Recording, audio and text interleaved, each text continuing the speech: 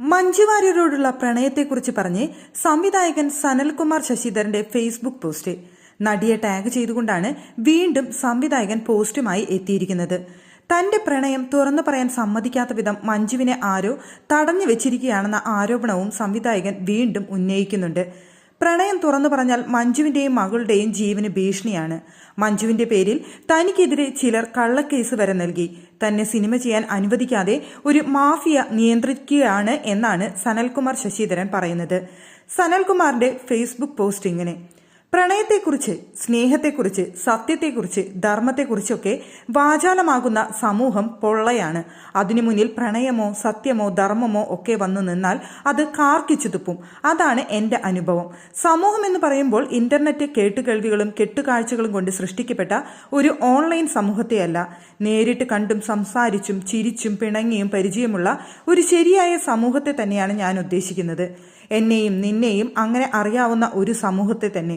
നമ്മുടെ ഇടയിൽ ഫോണിൽ പോലും സംസാരിക്കാനാവാത്ത തരത്തിലുള്ള പ്രതിബന്ധമുണ്ടെന്നും അതിന് കാരണം ബാഹ്യമായ ഭീഷണികളാണെന്നും ഞാൻ ഇന്റർനെറ്റിൽ വിളിച്ചു പറയും മുൻപ് ഞാൻ എന്നെയും നിന്നെയും നേരിട്ടറിയാവുന്ന നിരവധി പേരെ ബന്ധപ്പെട്ടു. അവരുടെയൊക്കെ കടുത്ത മൗനം സഹിക്കവയ്യാതെയാണ് നമ്മളെ നേരിട്ടറിയാത്തവരെങ്കിലും മനുഷ്യരെന്ന രീതിയിൽ നമ്മുടെ അവസ്ഥയിൽ അലോസരം തോന്നി പ്രതികരിക്കുന്നവർ ഇവിടെ ഉണ്ടാകുമെന്നോർത്ത് ഞാനിത് പരസ്യമാക്കിയത്. അങ്ങനെയുള്ള മനുഷ്യരുടെ ഒരു കൂട്ടം ഇവിടെ ഉണ്ടെന്ന് തന്നെയാണ് ഇപ്പോഴും എൻ്റെ വിശ്വാസം. അല്ലെങ്കിൽ നന്മയും സത്യവും ഒന്നും ഇവിടെ അവശേഷിക്കുമായിരുന്നില്ല. എങ്കിലും നന്മയുടെ ആ ആൾക്കൂട്ടത്തെ ഒരു സമൂഹമായി വളരാൻ അനുവദിക്കാതെ ഒറ്റയ്ക്കൊറ്റയ്ക്ക് നിർത്തി നിസ്സാരവൽക്കരിക്കുന്ന ഒരു വലിയ സംഘടിത സംവിധാനം ഇവിടെ നിലനിൽക്കുന്നുണ്ട് എന്ന സത്യം ഞാൻ കാണാതെ പോകുന്നുമില്ല. ഇത് നമ്മുടെ കാര്യത്തിൽ മാത്രമല്ല നടക്കുന്നത്.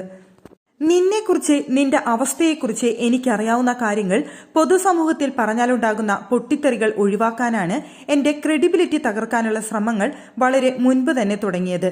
എന്റെ സിനിമകൾ ഒന്നും പുറത്തുവരില്ല എന്നുറപ്പിക്കാനുള്ള ജാഗ്രത, ഞാൻ ഇനിമേലിൽ ഞാനും നീയും കാണുകയോ സംസാരിക്കുകയോ ചെയ്യില്ല എന്നുറപ്പിക്കാനുള്ള ജാഗ്രത, ഞാൻ പറയുന്നതൊന്നും പൊതുസമൂഹം കണക്കിലെടുക്കില്ല എന്നുറപ്പിക്കാനുള്ള ജാഗ്രത ഒക്കെ ഇതിന്റെ ഭാഗമായിരുന്നു. നിന്റെ പേരിൽ എനിക്കെതിരെ ഉണ്ടാക്കിയ കള്ളക്കേസിൽ നിയമത്തിന് നിരക്കാത്ത രീതിയിൽ എന്നെ അറസ്റ്റ് ചെയ്ത് പച്ചയായി പൊതുസമൂഹത്തെ കാണിച്ചപ്പോഴും അതിലുള്ള അനീതി മനുഷ്യർ കാണാതിരിക്കാൻ അട്ടഹാസങ്ങളും അപഹാസങ്ങളും കൊണ്ട് വഴി തിരിച്ചുവിടാൻ സംഘടിത കുറ്റവാളികളുടെ മിഷനറിക്ക് കഴിഞ്ഞു. എനിക്കെതിരെയുള്ള കള്ളക്കേസിൽ അന്വേഷണം നടത്താതെയും കോടതിയിലോ പൊതുജനത്തിന് മുന്നിലോ നീ സംസാരിക്കില്ല എന്നുറപ്പുവരുത്തിക്കൊണ്ടും സത്യം കുഴിച്ചുമുടാൻ അവർക്ക് കഴിഞ്ഞു. ഇപ്പോൾ നമ്മൾ സംസാരിച്ച ശബ്ദരേഖ നിന്റെ ഇഷ്ടത്തിന് വിരുദ്ധമാണെങ്കിലും കേവലം മനുഷ്യരായ നമ്മേക്കാൾ വിലയുള്ളത് സത്യത്തിനാണ് എന്നതുകൊണ്ട് നമ്മൾ ചെയ്യുന്ന സിനിമകളേക്കാൾ സമൂഹത്തിന് പ്രയോജനം ചെയ്യുന്നത് സത്യമാണ് എന്നതുകൊണ്ട് സമൂഹത്തിൽ പങ്കുവച്ചപ്പോൾ എന്താണ് സംഭവിച്ചതെന്ന് നോക്കൂ.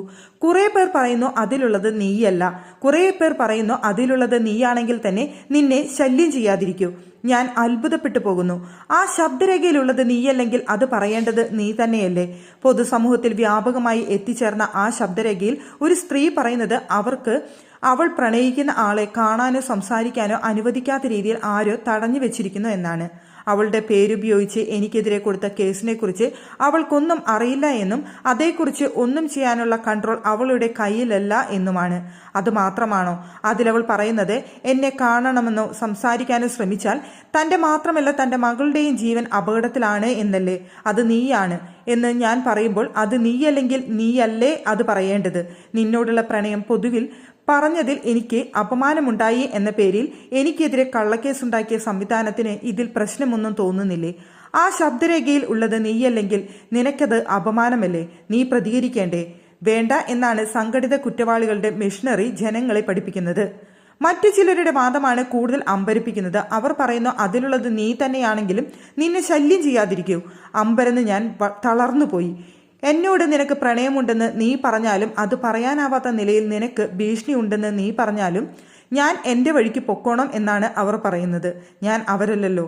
എനിക്കങ്ങനെ പോകാൻ കഴിയാത്തതുകൊണ്ട് ഞാനിങ്ങനെ ദുഷ്ടിച്ച സമൂഹത്തിന്റെ അട്ടഹാസത്തിനിരയിൽ എന്നെ വലിച്ചെറിഞ്ഞിരിക്കുന്നു.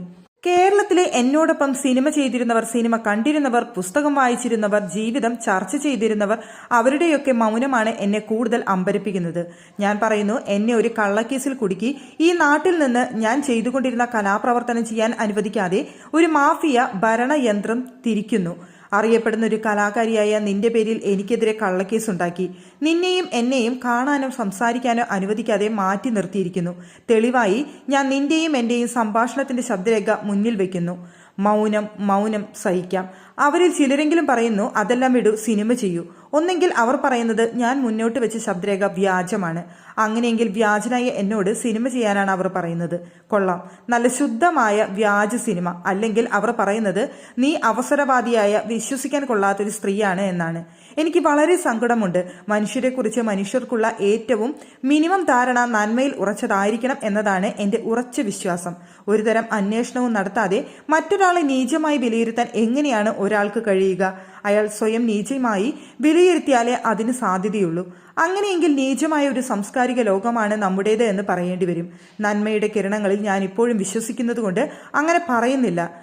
പ്രിയപ്പെട്ടവളെ, ഇത് നമ്മുടെ പ്രണയം എന്നതിലുപരി എന്നെ ഉത്സുകനാക്കുന്നത് ഈ സമൂഹത്തിന്റെ അടിത്തട്ട് കാഴ്ചകൾ എന്നെ കാണിച്ചു തരുന്ന ഭൂതകണ്ണാടി എന്ന നിലയിലാണ്. അതിന് നിനക്ക് പ്രത്യേകം നന്ദി. ഇതായിരുന്നു ഫേസ്ബുക്ക് പോസ്റ്റ്.